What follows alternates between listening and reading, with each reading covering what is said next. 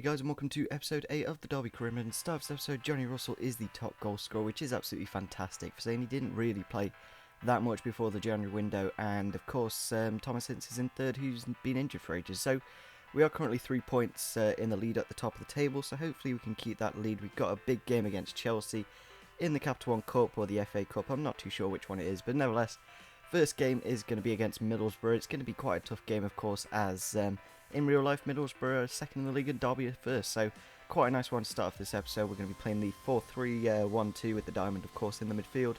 Quite a nice formation, and it's nice that we all got different options. It's not just the 4-3-3, so it gives a chance for all our strikers to get some game time, and quite a few midfielders, like Mascarell wasn't getting too much game time, so yeah, that's nice that he's playing now. And for the next game, we are going to be playing a bit of a weaker side, just so we've got a full fitness team for that Chelsea game, because it would be really nice if we can get a good win in that game. We're going to be playing Hughes at centre attacking mid as well, which we haven't tried this season, so it could be quite interesting to see if he does better further up the pitch. So going into the game against Middlesbrough, we head to the 55th minute of the match here. Ledbetter gets the ball out wide, and then eventually a nice bit of 1-2 passing play, getting in the ball out wide, and then dragging our defence across, and then eventually just an easy 1-2.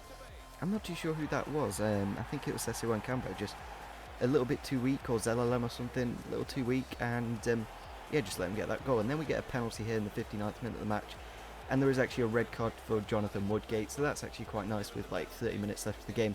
Hopefully we can get through their team, hopefully we can get this penalty away with Mascarell, who has actually got 78 penalties, and it'll give him a bit of confidence as well if he can do that. But I don't know why, I don't know if I like slightly tapped B or something and it just went in the red, or it just took too long and took the penalty for me. But that's yeah, that's that penalty. And then 3 minutes later, after getting that red card, they get another red card for George Friend. So down to 9 men, we must get a goal in the final moments of this game, as else we've completely lost. I know it's away from home, Middlesbrough are quite good defensively, so we head into the 67th minute of the match. Lukepingu getting the ball inside to O'Brien. I think I was playing all out attack because obviously they've only got 9 players. Bennett gets into the box, a bit of a lucky deflection, I must say. It came off their defender, makes it 1-1, and that is how the game does end. So it is a bit of a shame, especially against 9 men, that we couldn't get the 3 points, but at least we get the point, which is nice, of course. So next game against Chelsea, what a big game this is. Going to be quite interesting to see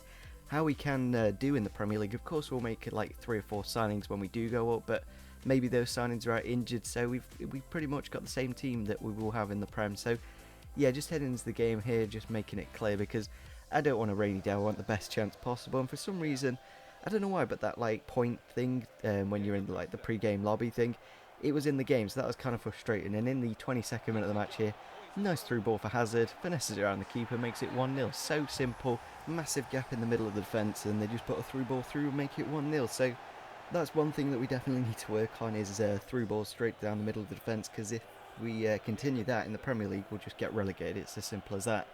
90th minute of the match, I think I was on all out attack trying to get the equaliser, gets the ball into the box.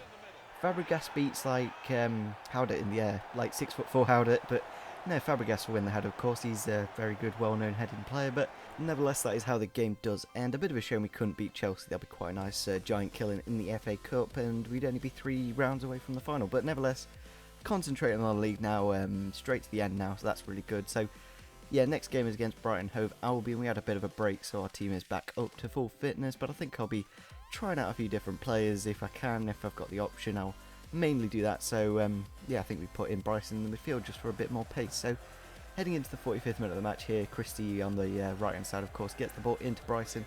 Bryson gets the ball forwards, eventually gets to Darren Bent. Darren Bent just cuts inside, eventually goes past all of his defence and makes it 1-0 in the 45th minute. So that's quite a nice goal just before half time as well. I'm really annoyed that that point tally thing was on there. I don't know why it did happen. Maybe it's just a little glitch on career mode or something, but nevertheless, heading into the 72nd minute, Roberts, I think we did bring him off the bench. We're playing him at the cam position in this game.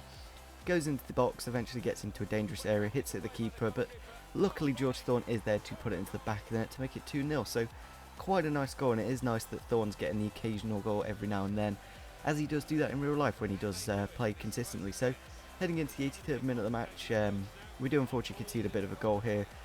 I don't know, there's a number of things with that. Shotton probably should have won the header, maybe got a bit lucky with that. Keeper should have done a bit better, but I wasn't too bothered because at least we got the 3 points, and goal difference isn't really that much of a difference at the moment. So it's not really that important. So our next game is going to be against Fulham at home. It is going to be quite a tough game, of course, because on FIFA, Fulham are quite a good team, as they've got some pretty good rating players, and of course they did just come from the Premier League. So just setting up the team for the next game, I think we're going to give Lingard and Sese Wancambo a go for this game, which is quite nice. I think we'll drop Jeff Hendrick, as he's not been in the best of form recently, and I like Brighton. He's a player that can just come in and do a really good job. Unfortunately, his rating doesn't go up, but nevertheless, I think he'll do quite a nice job in this game. So, 49th minute of the match here, Fulham on the attack, putting the ball out wide eventually, getting the ball inside to their striker with a nice pass into Tunnicliffe, and then Tunnicliffe just sways it across to Brian Ruiz, cut inside, hits it at the near post. It's actually a really nice goal, to be fair. If he is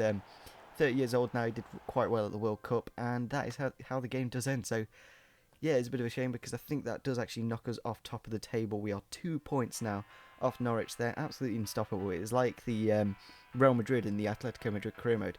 They literally would not slip up. So if we slip up in this career mode, we're probably going to throw away that title chance. So the next game we're going to be playing against Leeds, who are actually third in the league, and we need to be playing quite a strong team. We're going to be playing Thomas Ince on the right hand side, as he is back from injury now. So that's kind of nice. He wasn't out for too long. It gave us a chance to play some players that weren't quite getting as much game time. And we head into the 14th minute of the match here.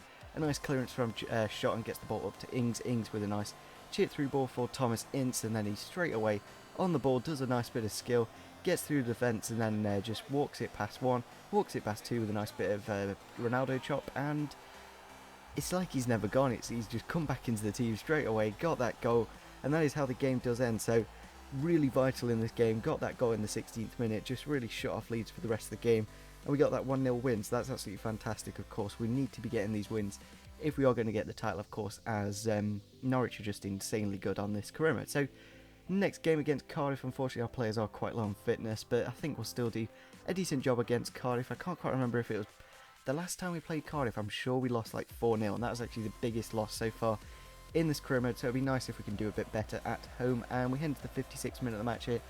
Hughes getting the ball up to Roberts, and then a nice chip through ball for Darren Bent. Controls it nicely, puts it into the back of the net. Really nice goal, I must say. Darren Bent is ideal for this position. He's got a bit more pace than Martin, a bit more finishing. And we sold Martin for 4 million, which is a really good price, I must say, for a player that isn't exactly the best in the Premier League. We probably wouldn't look to keep him for too many more seasons. I think 4 mil is a really good price. So 64th minute of the match, Bryson just walked it into the box, puts it across to Roberts, makes it 2-0. And it's nice that Roberts is getting a few goals here and there, and he's developing in the team. Of course, he is 19, or maybe he's in 17, so he's a really young player. And saying he's like 66 rated, that's fantastic. So 83rd minute of the match, unfortunately we do take down their player. Cameron Jones steps up to the spot, but we do save it. A really nice save from Karius, and then a second save. I'm not too sure if Cameron Jones missed the header or Karius saved it, but nevertheless, really nice clean sheet, of course, and that is how the episode is going to end. A nice win against Cardiff. I believe that does put us back on the top of the table, maybe even joint top something. But yeah, if you did enjoy this episode, it would be fantastic if we could get over 20 likes, subscribe if you're on his channel, and see you soon. Bye.